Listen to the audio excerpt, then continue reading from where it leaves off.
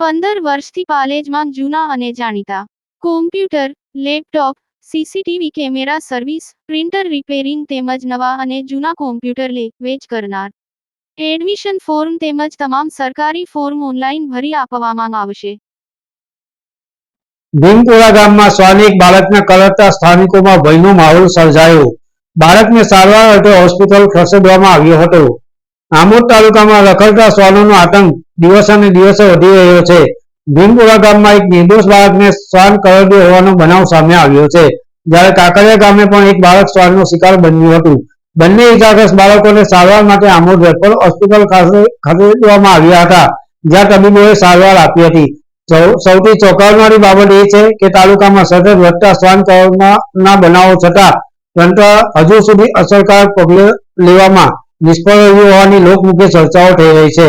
લોકોના જીવ જોખમમાં મુકાઈ રહ્યા છે. નાના બાળકો અને વૃદ્ધોમાં ભારે ભયનો માહોલ સર્જાયો છે.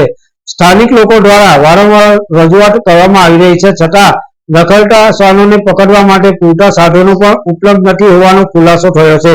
જો સાધનો નથી તો લોકોની સુરક્ષાની જવાબદારી કોણ લેશે? કોઈ મોટી જાનહાનિ બાદ જ તંત્ર જાગશે, એવી પણ લોકમુખે ચર્ચાઓ થઈ રહી છે. પાલેજ ટાઈમ્સ, ભરૂચ.